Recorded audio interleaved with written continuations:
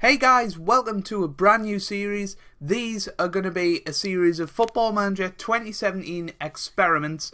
I'm Joe if you're new around here, and the first edition of the experiments is Football Manager 2017 predicting the 2017-18 Premier League, Champions League and Europa League using a summer transfer update. Let's get into it.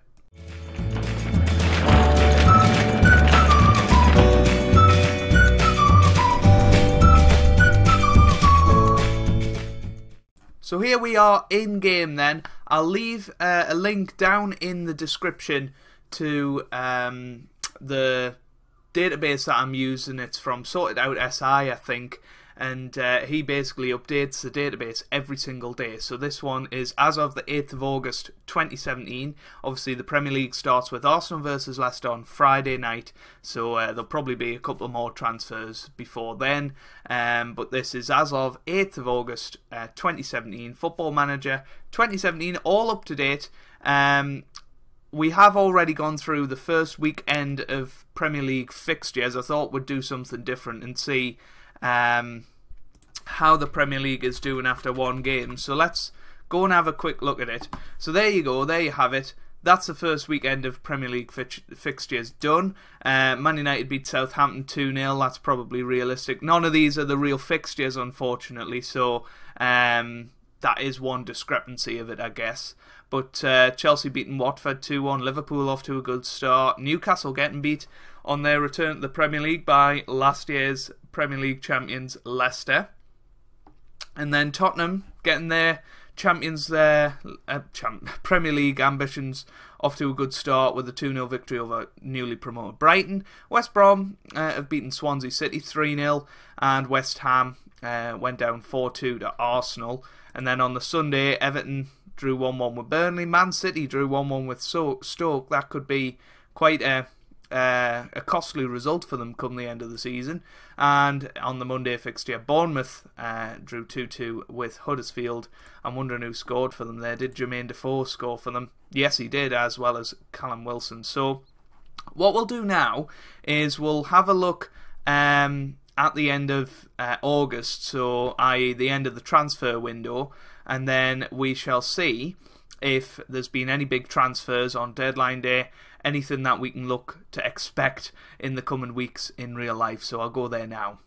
So I've now simulated to the end of August. We'll have a look at all of the summer transfers that have been made since the start of the season, because I started this save on the week before the Premier League season started, so they haven't had a lot of time to make transfers. I thought that was the best way to make it realistic for teams to be making the sort of business that they will be doing in the next couple of weeks. Just before I do that though, I will sort of plug my channel a little bit. If you are new around here, make sure you do drop a subscribe, because there's plenty of variety on the channel. There's loads of management simulation games, including Football Manager, Cricket Captain, Motorsport Manager, as well as F1 2017 coming out at the end of the month. I'll be doing a series on that, and we also do some retro game stuff on here, as well as some crime stuff as well on the old crime games. So yeah, make sure you check that out if you are new. But anyway, let's get back into the experiment and look at all of the world transfers. Very interestingly, the highest fee paid is 12.75 million, so I don't think that's going to happen in the next couple of weeks. The world record will probably be broken again, no doubt, after the 200 million transfer of Neymar. Unbelievable. But Luan has gone from Gremio to Tottenham Hotspur. He's an attacking midfielder, 23-year-old, sort of fits in with the philosophy there, and it'll be interesting to see how he does over the season. Wilfred Zaha has moved to Southampton. That's an interesting transfer. Leicester have signed somebody I've never heard of. Kieran Gibbs has gone from Arsenal to Manchester City. That's an interesting one. Ojoa has gone to Sunderland in the Championship. I mean, there's not many sort of big transfers there, is there? It looks like Arsenal have signed nobody. What about Chelsea? Have they signed anybody? Not by the looks of things. So I'm assuming... Oh, what's going on here? Alright, let's go down to deadline day. Was there any silliness. It doesn't actually look too bad deadline day, even though most of the transfers were done there. Obviously not a lot of money was spent. That's just the way it's gone.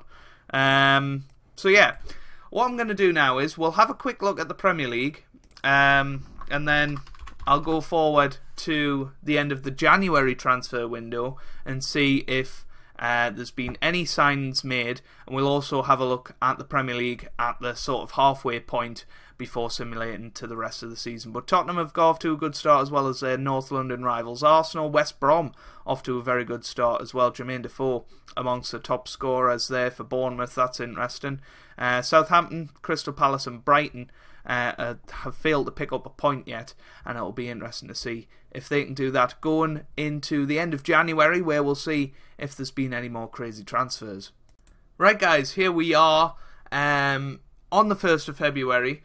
I thought we'd just have a look at the Champions League group, see who got through, see if there's any surprises in there. Man United managed to get through in their group. Bayern and Porto went through in theirs. That looked like a very difficult group, the Man United one. Barcelona and PSG in the same group as Tottenham. That was harsh. So Tottenham, third place, drop into the Europa League with Arsenal. Benfica and Sevilla through in that group. Monaco and Man City through in that group. Chelsea and Real Madrid in the same group through. Chelsea actually beat Real Madrid home and away. That's very impressive. Yeah, so that's the Champions League. Let's have a look at the Europa League. I don't know how much British interest we've got in this, but we'll have a look. We've obviously got Arsenal. Liverpool in the Europa League. I don't know why that is. Maybe that's something wrong with the database. Liverpool should be in the Champions League, shouldn't they? Oh, maybe they lost the best place playoff. Let's just have a look at Liverpool. You can see they're 5th in the Premier League. No, they did have Europa League, so that's something wrong with the database. Sorry about that, guys. We'll just assume Liverpool lost the best place playoff and dropped into the Europa League. Arsenal got through easily, 6 wins out of 6, so it'll be interesting to see if they can go and win the Europa League this year. Anyway, let's have a look at the world transfers. So if we go into world and then click that. No, it's not that, is it? It's on this, and we click on world and then click off. There we go. So if we have a look at all the transfers, has there been any crazy ones in January? There's been a 65 million transfer from Manchester United, Nainggolan. I feel like I've heard of this guy, actually. He's gone to Man United, 65 million. Fred has joined Chelsea, 46 million, could go up to 64. That guy's gone to Barcelona. Felipe Anderson's gone to Real Madrid. Icardi has gone from Inter Milan to Liverpool, 32 million, 44 million it could rise to. Fekir has gone to Tottenham. Vidma has gone to Arsenal. Any more interesting ones on there? Doesn't look particularly interesting at the moment. There's obviously a lot of sort of 10, 12 million transfers, but you always get that. But the big ones, 65 million, 46, 43, 32.5, and then 32, 30 if you like. But even them aren't that big in terms of transfer fees nowadays. But if we go to the Premier League, let's see how that's going at the moment. 24 games into the season, Arsenal leading it. Europa League isn't affecting them just yet. Look at the goal difference, that's insane. Jermaine Defoe is top scorer, that's hilarious. Man United in 2nd, so they're looking like return to Champions League football. Tottenham in 3rd, sort of still in the title fight, with Man City still in 4th. Pep Guardiola must be under pressure.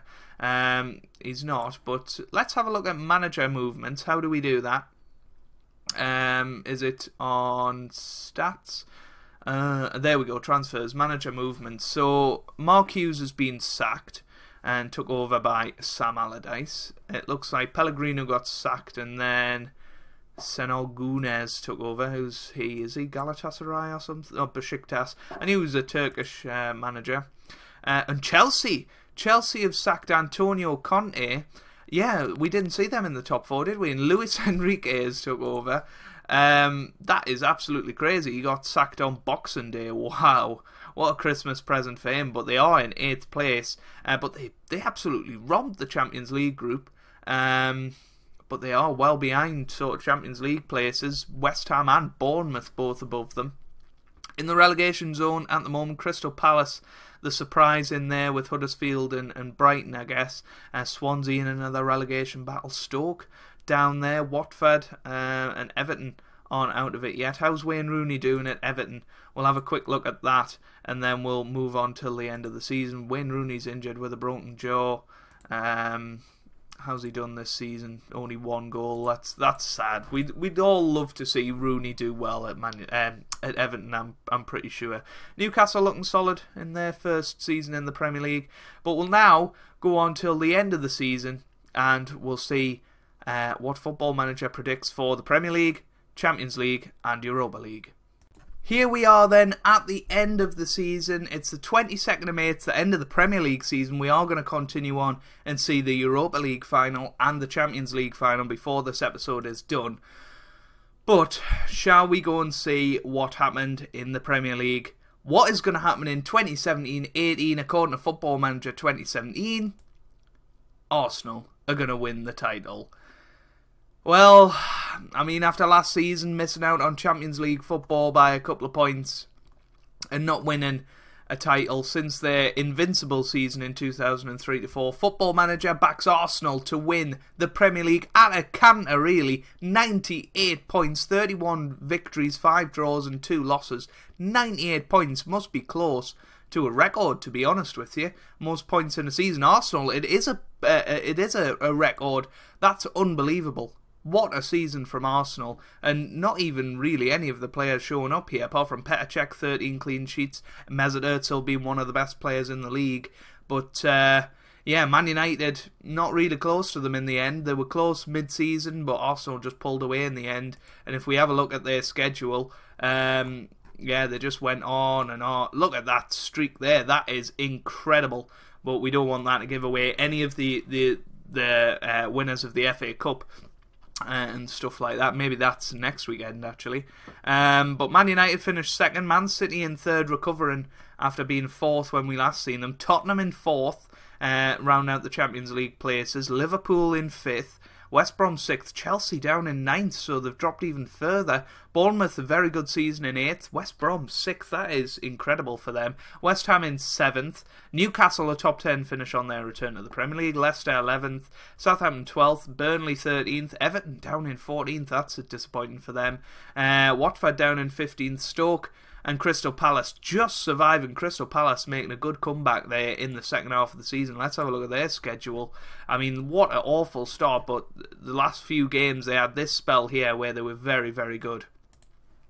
But Swansea getting relegated out of the Premier League after a long time, really, sort of 6-7 years in the Premier League. Huddersfield also relegated along with Brighton. Who's coming up?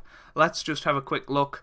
We don't actually know yet. It's going to be Hull or Derby in that game, but Middlesbrough and Brentford taking the promotion slots. Sunderland finishing in 6th. Very surprising, that. Anyway, Nottingham Forest getting relegated. With Mark Warburton in charge, I don't think that'll happen. But, yeah, anyway, that's the Premier League. Let's see what the FA Cup has to offer. We're going to get through that by doing that and then going FA Cup.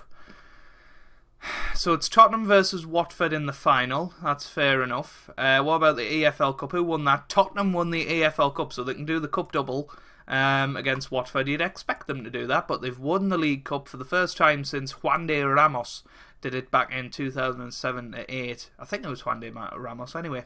So they beat Man United in the final. Who was in the semis? Fulham and Southampton got there. That's impressive for them. And yeah, Huddersfield, Bournemouth, West Brom and Man City in the quarter. Fulham beat Man City away from home. That's a terrific performance.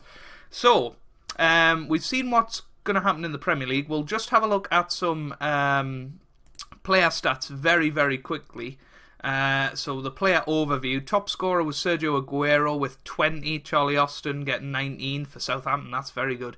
Jermaine Defoe, 18 for Bournemouth. Rondon, Sandro. Paul Pogba, 14 for Man United. How did Romelu Lukaku do this season? Obviously not as well as people are expecting. Only 10 goals in 23 starts in the Premier League. That's not the best return, but you'd probably find a lot worse. Troy Deeney up there as well. Player of the matches, Juan Mata. Obviously had the most good days. Daryl Janmat as well. Juan Mata, the best player in the league, according to that. Top assists. Where's the assists? Let's go on to this. Mark Noble with 17. Pereira in there. Aaron Moy. David Silva. Lots of Man City players in there. I'm not seeing where Arsenal won the league. I mean, most key tackles, Mustafi, and most tackles per match, Koscielny. Maybe they were very defensively solid, but then they have the most team goals. I don't understand it whatsoever. Where did Arsenal get this vein of form from? Who was their spearhead? Let's go and have a look at Arsenal themselves. Who's been spearheading their attack? Obviously, Sanchez, 19 in 35, isn't too bad at all. And they've apparently renewed his contract, which is interesting. Giroud, 19, Lucas, 12. So they've got goals all over the team. I think that's where they've won it this year. Jack Wilshere, what a season he's had. 11 goals and 7 assists. Aaron Ramsey having a good year of assists there as well. That's very, very interesting. It'll be interesting to see how they did in the Europa League. Let's just have a look at that. So they got through to the Europa League quarterfinals, but lost in the semi-final first leg against Liverpool, and then won. I think they're out of the Europa League. So who is it in the final? It's Villarreal versus Liverpool. So we've got some British interest there. Liverpool can get into the Champions League, actually. They missed out in the Premier League, but if they win the Europa League, obviously they'll go through. Who's in the Champions League final? It's Man United versus Bayern Munich. Backdoor Man United, who going through the Europa League, apparently going to go all the way through to the final. Where did the other British teams get to? Not the semi-final. Man City got to the quarters. Tottenham were knocked out, weren't they? Chelsea got knocked out in the first knockout round by Anderlecht. That's a very disappointing one for them.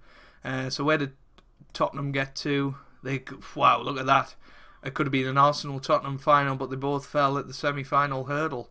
So what we're going to do is we're going to progress forward to the FA Cup final. We'll see who wins that, and then we'll do the Europa League and the Champions League, and then we'll finish off this video. See you then. So it was Tottenham that won the FA Cup, beating Watford 2-1 in the final. Goals from Harry Kane and Christian Eriksen leading them to that. So they've done the Cup double this year, and Tottenham overall have had a very good season. The semi-finals of the Europa League, they finished third in a very tough group in the Champions League, fourth in the Premier League to secure Champions League football for next season, and won both the domestic cups, which gives them a chance in the Community Shield against no one other than Arsenal in August, which will be very interesting. Did Arsenal win the Community Shield? I never actually checked that. So if we find Arsenal on here, there's probably a more efficient way of doing it. They did. 3-2 they won, so that's representative of real life, I guess. They won on the new ABBA penalty format, but what a start to the season Arsenal had. They just had a very good season, and Arsene Wenger will be hailed a genius after a year previous being hailed an absolute moron. Let's go and see how the Europa League final goes. Well, it turns out the Europa League final has already happened, actually. Happened on the 24th of May, so before the FA Cup final. I'm sure that doesn't happen in real life, but hey-ho. And Liverpool are the European champions, so we're going to have 5 teams in the Champions League. Liverpool are going to be the Europa League winners in it. They won after extra time. Let's have a look at it.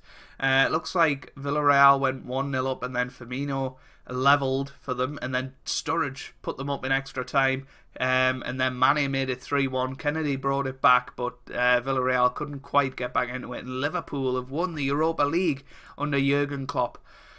Wow, that's certainly interesting. Let's now progress forward to the Champions League final and see whether Manchester United can make it a British double in the European finals. Man United have indeed made it a British double of European victories. They've won the Europa League followed by the Champions League in the opposite order. Chelsea did it, of course. Chelsea won the Champions League, then the Europa League.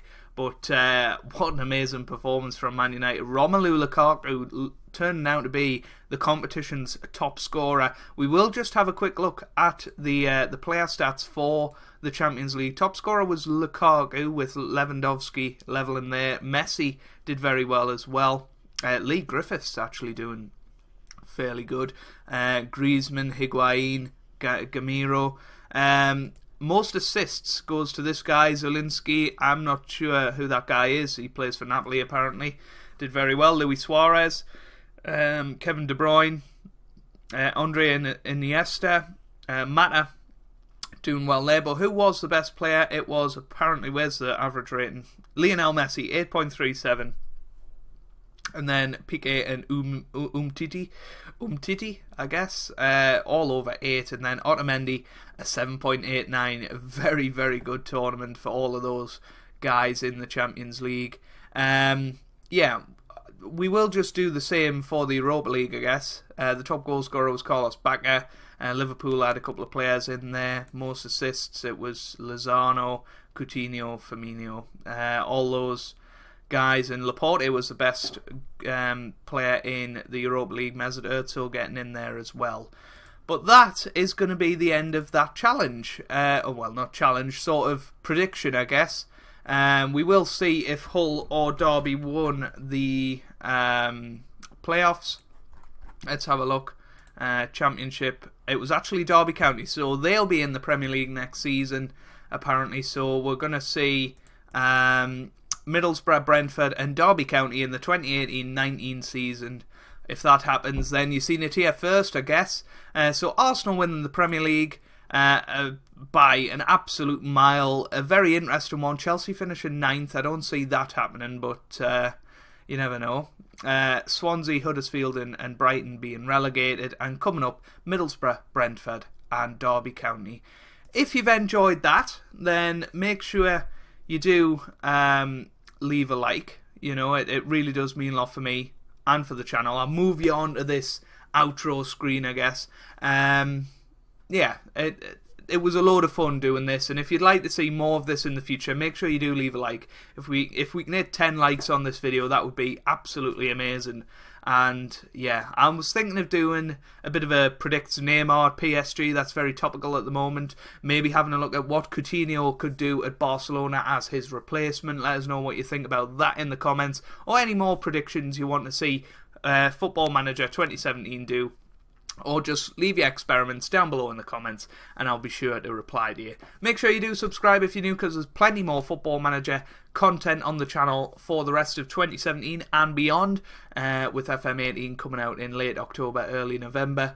And yeah, there's going to be a massive push of that on this channel. So yeah, hopefully you guys are having a wonderful day. Thanks for watching and goodbye.